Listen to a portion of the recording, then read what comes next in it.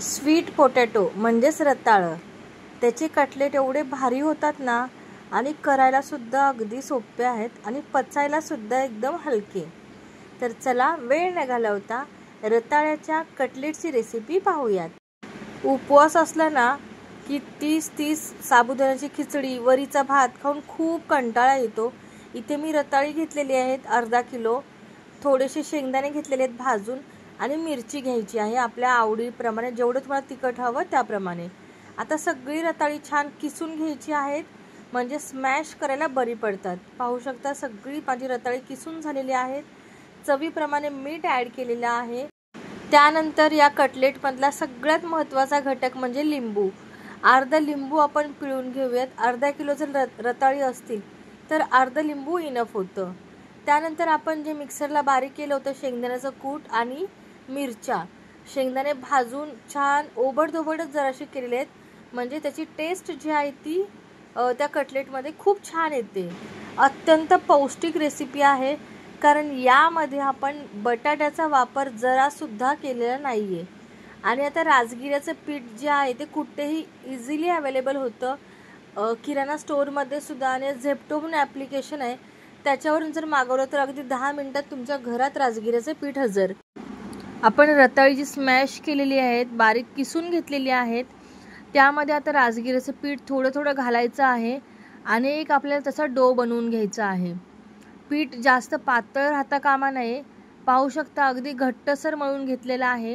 हे पीठ जे आपण मळून घेतलंय ना, यापासून तुम्ही थालीपीठसुद्धा तयार करू शकता, कारण दुसरं काहीच आपण ह्यात वापरलं नाही आहे. आणि अगदी तेलाचा सुद्धा वापर पाहू शकता तुम्ही. शॅलो फ्राय मी करणार आहे, डीप फ्राय करणार नाही आहे कटलेटला, त्याच्यामुळे अतिशय कमी वापर होणार आहे तेलाचा.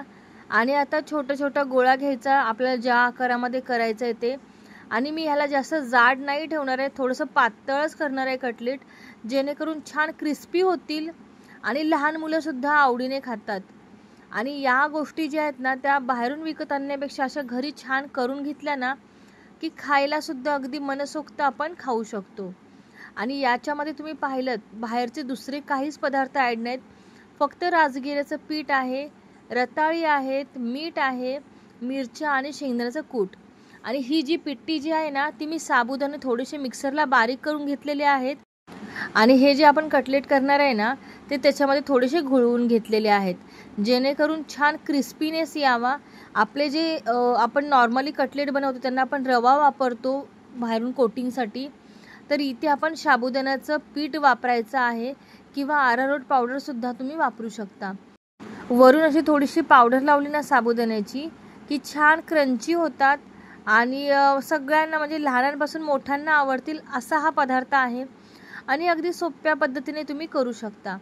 पाहू शकता मी पॅन घेतला आहे, पॅनमध्ये तेल टाकलेलं आहे आणि तेल टाकल्यानंतर त्याच्यावरती आपले जे कटलेट छान असे दिसत आहेत त्यांना ठेवलेलं आहे. आणि आता छान क्रिस्पी होईपर्यंत आपल्याला भाजून घ्यायचे आहेत. याच्यावर झाकण ठेवायची काहीही गरज नाही आहे. याची थालीपीठं जरी तुम्ही केलीत ना तरी एकच नंबर. आणि नेहमी तेच पदार्थ उपवासाला खाल्ले ना की खूप कंटाळा येतो. आता मग म्हटलं माझे सूर्यनारायणचे उपवास चालू होते, उद्या रथसप्तमी आहे, तर उद्या माझा उपवास सुटेल. आणि रोज काय करायचं जेवायला असा प्रश्न पडायचा. त्याच्यामुळे विचार मनात आला की जसं आपण बटाटा वापरून कटलेट करतो तसेच आपण स्वीट पोटॅटो वापरून हेल्दी कटलेट करून बघूया. पण अप्रतिम रेसिपी झालेली आहे, छान गोल्डन कलर आलेला आहे. आणि हो, माझे जर व्हिडिओ जर तुम्हाला आवडत असतील तर नक्कीच माझ्या चॅनलला लाईक करा, शेअर करा. आणि हो, अजून जर सबस्क्राईब केलं नसेल तर सबस्क्राईब करायला मात्र विसरू नका. आता कटलेट तर माझे रेडी झालेले आहेत. आता तयार झालेले कटलेट मस्त असे टोमॅटो सॉससोबत मी सर्व करणार आहे.